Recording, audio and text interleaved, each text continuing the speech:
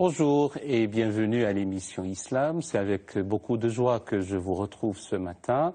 Aujourd'hui, dans notre série Lumière d'Islam, nous allons parler d'une grande figure, d'un empereur, Mansa Musa. Et pour pouvoir évoquer cette grande figure, j'ai plaisir à vous présenter le professeur Ahmed Djebar.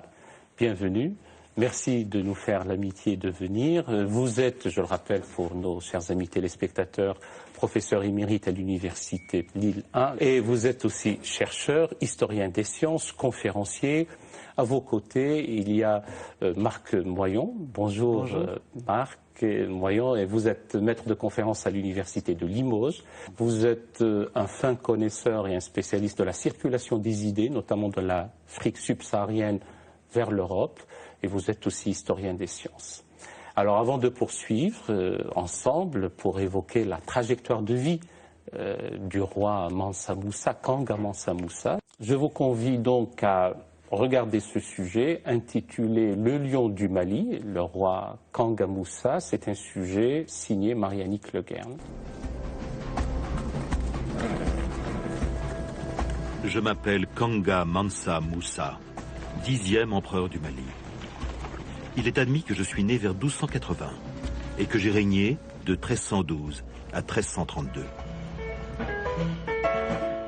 Selon Ibn Khaldoun, qui a retracé ma généalogie dans son Histoire des Arabes et des Berbères du Maghreb, j'appartiens à la famille Keïta, les fondateurs de l'empire mandingue du Mali. Comme mon père, comme mon grand-père, j'étais un homme très pieux.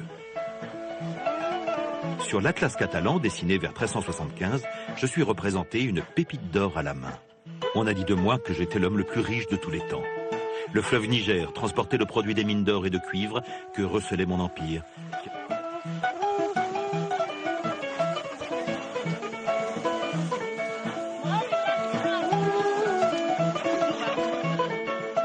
L'or était transporté sous forme de poudre. Puis il était travaillé par d'habiles artisans.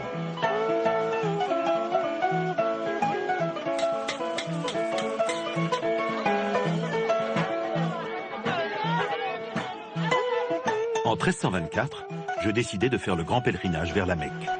Le faste avec lequel je l'ai organisé est resté dans toutes les mémoires. C'est avec une suite de 60 000 hommes, 12 000 esclaves, 80 dromadaires chargés de poudre d'or que j'ai entrepris ce long périple de Niani vers la Mecque et Médine en passant par le Maghreb. On a dit que je bâtissais une mosquée chaque vendredi, là où nous nous arrêtions. Ibn Khaldoun a raconté l'émoi suscité par ma prodigalité, mais pour moi, cette générosité était une obligation religieuse. Cet afflux d'or sur mon passage provoqua paradoxalement une crise économique majeure autour de la Méditerranée. Au Caire en particulier, où j'établis des relations avec le sultan mamelouk. Je rentrai au Mali en 1325. Avec la reprise de Gao au Songhai, je portais l'empire à son apogée. On me surnomma le lion du Mali.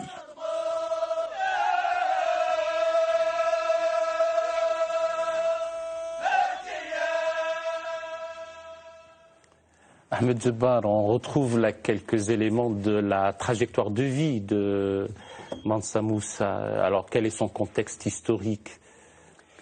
D'abord, je voulais faire une remarque qui est que c'est un joli petit clip vidéo et qu'il faudrait juste dire avec prudence que toutes les dates qu'on donne en général et tous les chiffres qu'on donne en général, eh bien, sont provisoires. Et prendre avec prudence. Prendre avec prudence, et qu'il faut prendre, disons, des estimations, et c'est largement suffisant d'ailleurs pour comprendre l'importance de ce personnage et de son œuvre.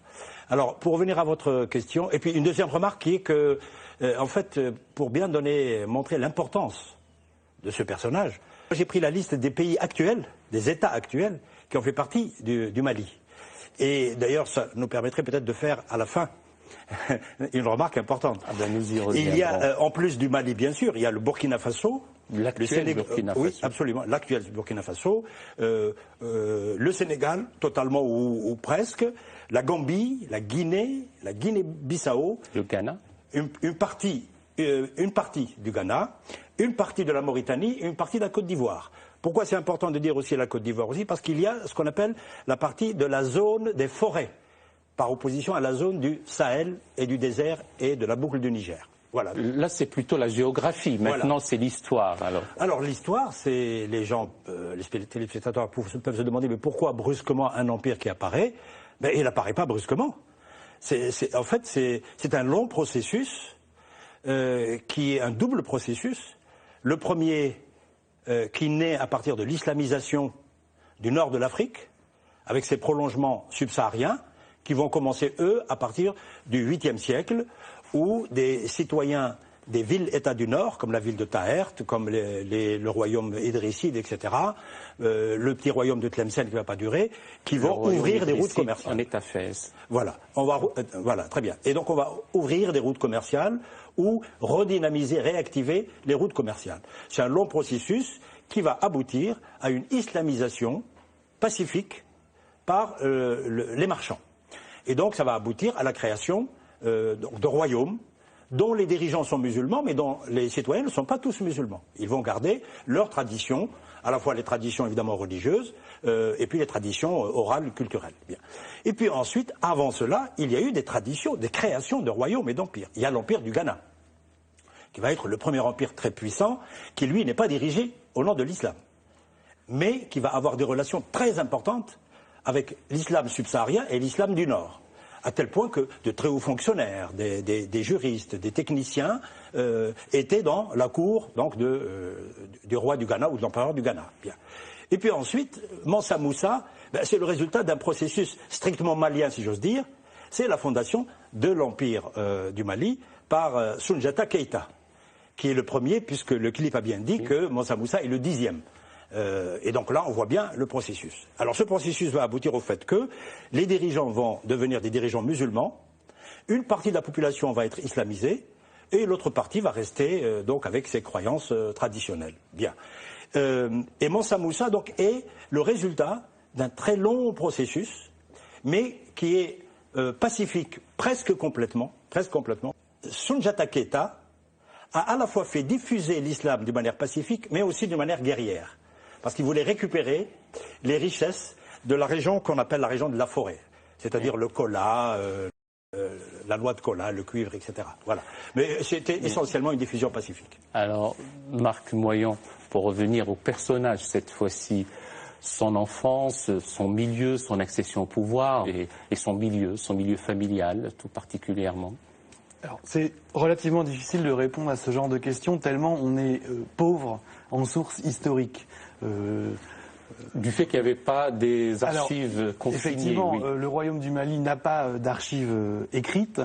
Donc on est là en train de travailler avec trois types finalement de traditions. Une tradition écrite, mais qui nous est parvenue par les auteurs arabes. On en a parlé dans le clip tout à l'heure avec Ibn Khaldoun, mais on aurait pu citer aussi Ibn Battuta ou plus anciennement Al-Oumari. Oui.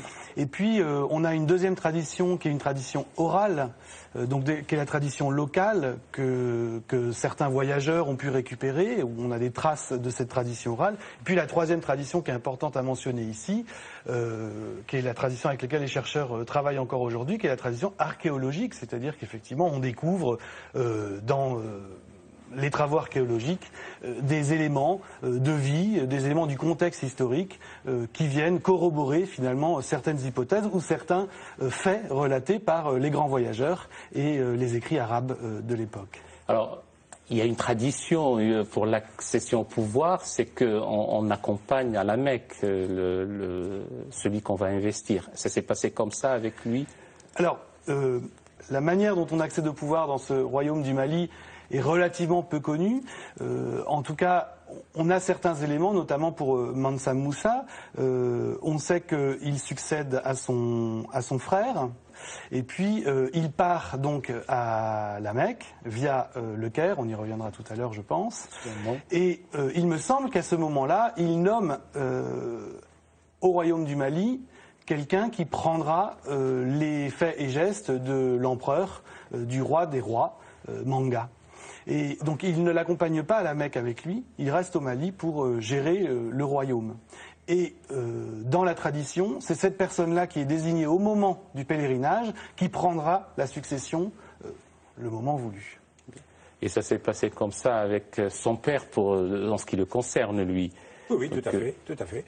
En fait, il ne faisait que suivre une tradition et que, en fait, la succession par le fils était exceptionnelle. C'est la succession par le frère qui est une tradition africaine, de l'Afrique subsaharienne. Beaucoup de téléspectateurs ne le savent pas. Bien. Le pouvoir était donc, vécu à la fois d'une manière musulmane et d'une manière traditionnelle africaine.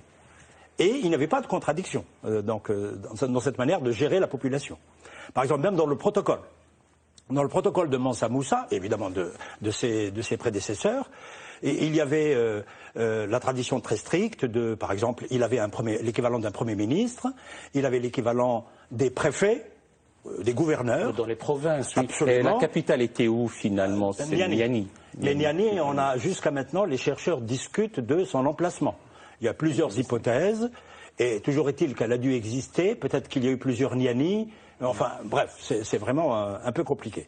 Donc, pour revenir à la manière de gérer, il y a cette manière de gérer qui est tout à fait musulmane, parce que quand même c'est un empereur musulman, et qui détient aussi sa légitimité par cette spécificité de l'islam qui s'accroche à une très grande civilisation et à une grande religion monothéiste, auprès de ses sujets. Oui. Et puis, son pouvoir, il le détient aussi de cette tradition profonde qui est concrétisée par la présence des griots, par la présence de cérémonies. Marc Moyon, vous avez évoqué vous-même ce pèlerinage, ce voyage.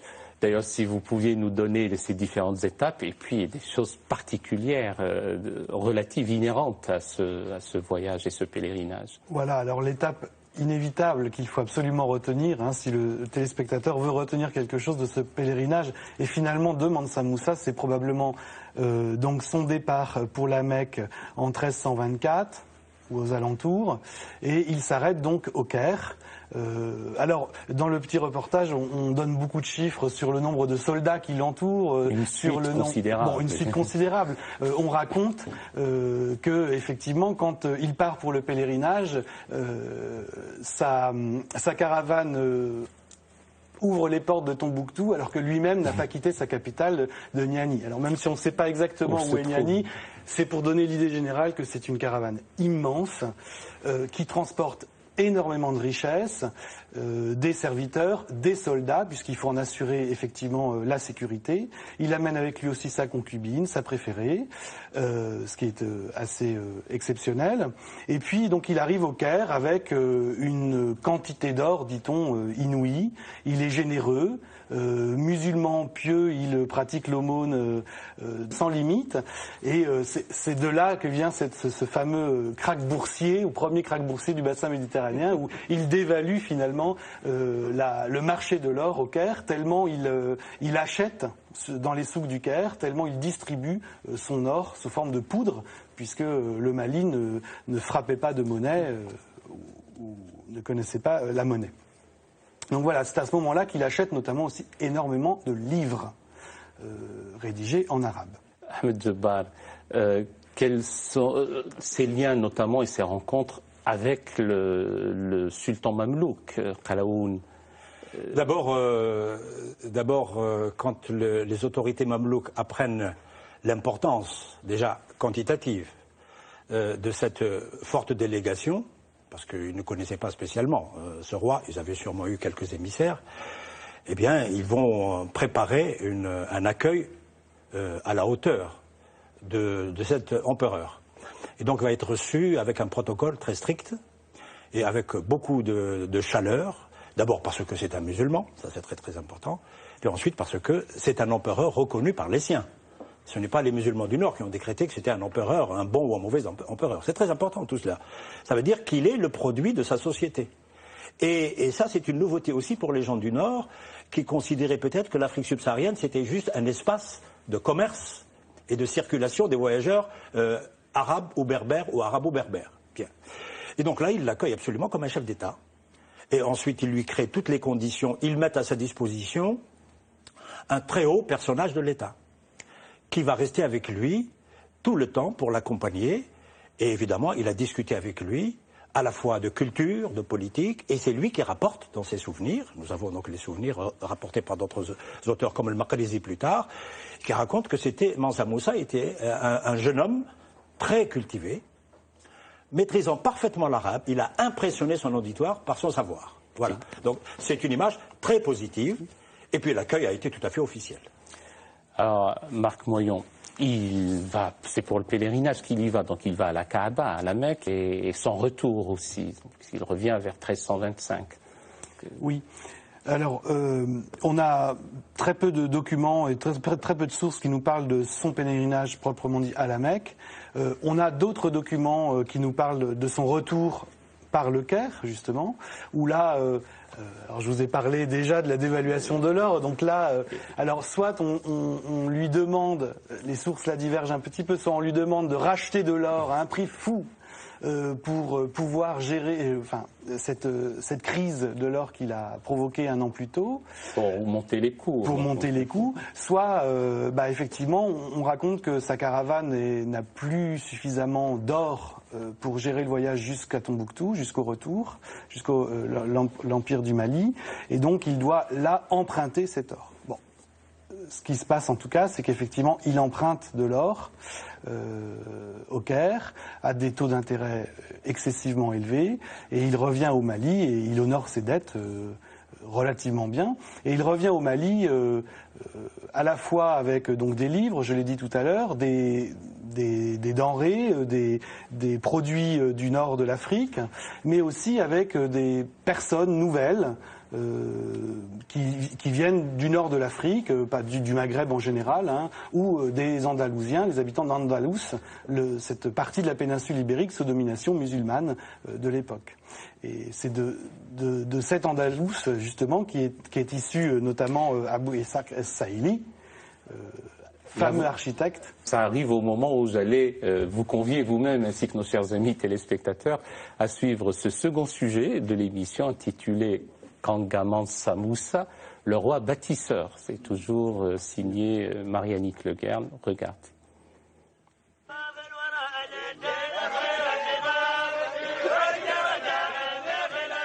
À mon retour du pèlerinage à la Mecque, moi, Mansa Moussa, en homme pieux, j'ai voulu laisser à mon peuple des monuments à la gloire de Dieu.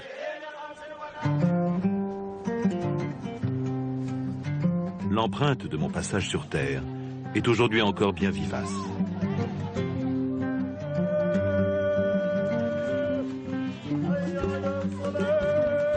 À Tombouctou, situé au carrefour des voies caravanières et du fleuve Niger, j'ai fait construire la grande mosquée de Djingareyber.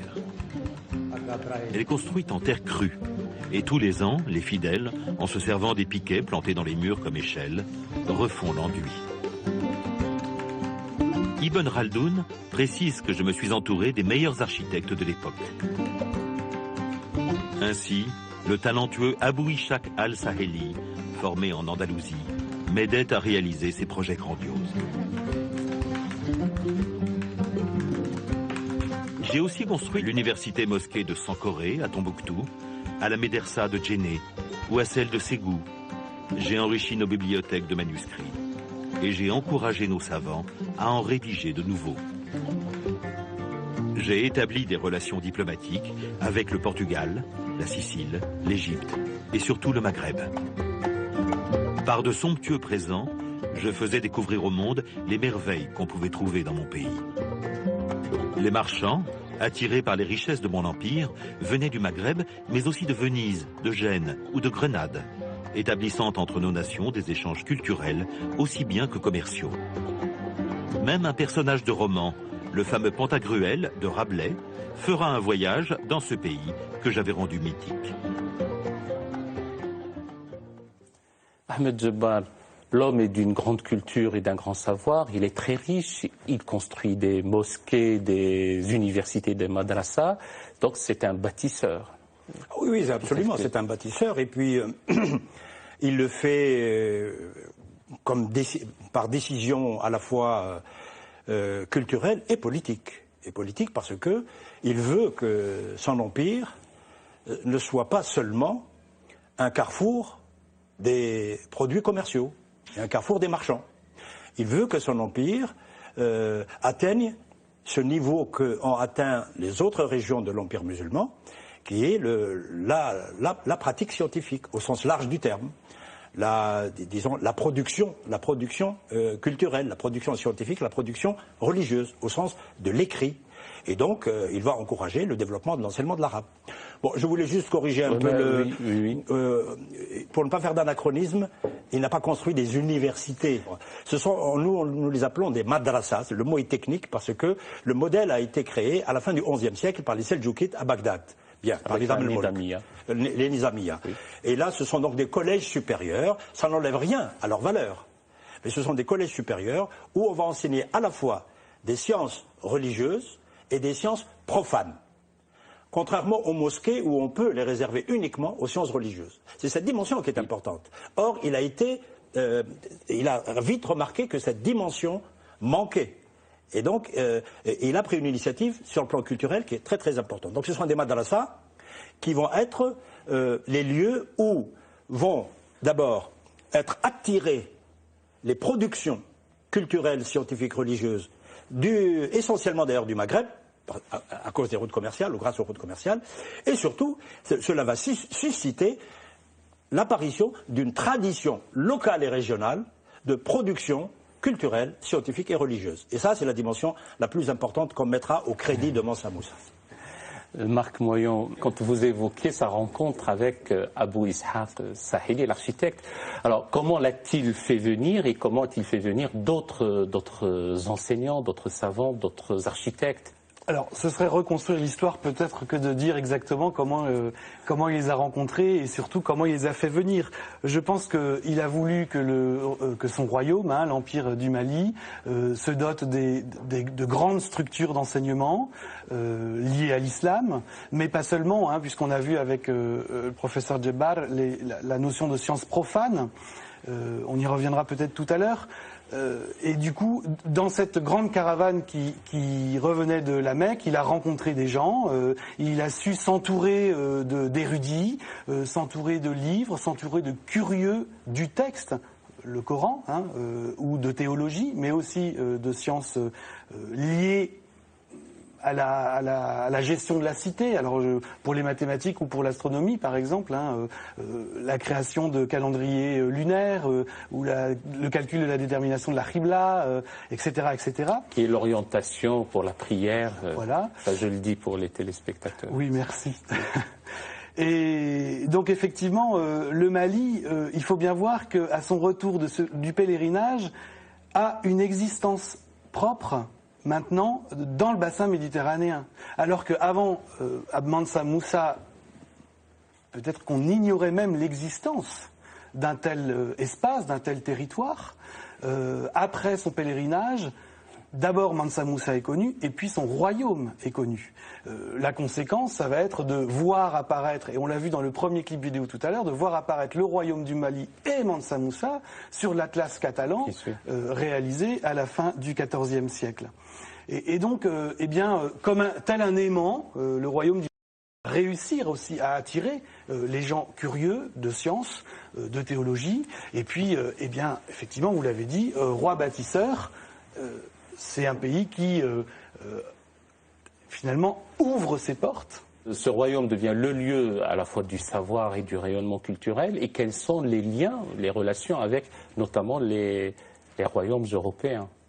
Les premières indications qui nous parviennent, c'est que les Portugais vont très vite être intéressés par cette région. Pas tellement pour le bien d'ailleurs de l'Empire et de la région. Mais sinon, les relations les plus importantes que nous connaissons, ce sont les relations avec le nord de l'Afrique, avec le Maghreb. Alors, quel est l'héritage qu'on pourrait mettre à son actif et qu'on pourrait mettre en exergue maintenant du royaume ou de l'empire Mansa Moussa. Alors, en ce qui me concerne, en étant historien des mathématiques, ce qui, moi, m'a fait intéresser à ce royaume du Mali et ce qui, je pense, peut intéresser les téléspectateurs, c'est justement cette mosquée Sankoré qui deviendra madrasa, collège supérieur, hein, où on enseigne à la fois les sciences religieuses et les sciences profanes, où effectivement aujourd'hui, et on l'a vu ces derniers mois et ces dernières années, il y a un mythe autour de Tombouctou et autour de cette mosquée Sankoré, mosquée madrasa, et ces milliers de manuscrits. On raconte que dans cette madrasa, il y a pu avoir jusqu'à 25 000 étudiants, et sa bibliothèque était l'une des plus riches de l'Afrique, avec peut-être jusqu'à 700 000 manuscrits. C'est un lieu grandiose, d'un haut niveau scientifique et culturel. Ahmed Djebar, qu'est-ce qu'il y a lieu de retenir? Quelle reconnaissance attend ou peut-on avoir pour Mansa Moussa maintenant? De quoi jouit-il auprès, disons, de nos contemporains? Beaucoup de nos contemporains, malheureusement, retiennent uniquement l'image du faste. Et de l'homme riche. De l'homme riche. Il y a aussi l'homme pieux, le médiateur très important de la diffusion pacifique, éclairée de l'islam maghrébin, qui va devenir aussi un islam subsaharien avec ses spécificités. Il est aussi l'initiateur, après évidemment la phase de démarrage à partir du XIe siècle en particulier, vraiment le vrai initiateur d'une tradition scientifique qui va être représentée par des pôles scientifiques. Le CLIP a donné 3 noms très importants. Et le CLIP a dit les choses qui sont reconnues par les spécialistes. Oui. Il y a Tombouctou, il y a Djenné et il y a Ségou.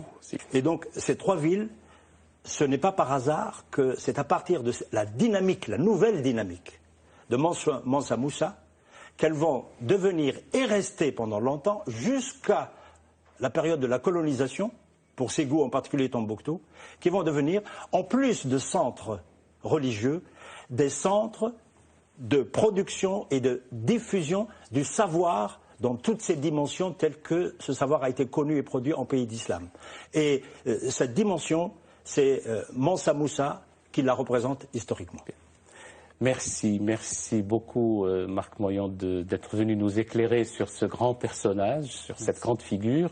Merci Ahmed Djebar de nous avoir enseigné avec cet empire de Mansa Moussa. Avant de vous quitter, chers amis téléspectateurs, je vous présente les livres qui nous ont aidés à préparer cette émission et qui nous ont servi comme base de discussion ce matin. Eh bien, de vous deux, puisque vous avez collaboré à produire cet ouvrage « Les sciences arabes en Afrique », mathématiques et astronomie du 9e au 19e siècle, donc toujours en Afrique. Ahmed Djebar et Marc Moyon aux éditions Grand Vaux. Ce livre de Cheikh Gueye, Touba, la capitale des Mourides, aux éditions Karthala. Et puis, bien entendu, le grand historien Ibn Khaldoun, le livre des exemples, avec son histoire des Arabes et des Berbères au Maghreb.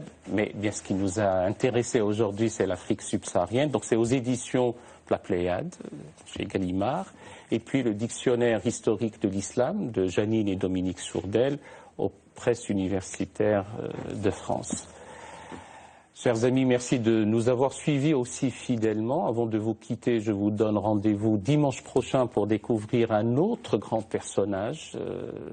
Et d'ici là, je vous souhaite déjà un bon dimanche et une excellente semaine. À très bientôt sur France 2. Allahumma salli wa sallim wa barik.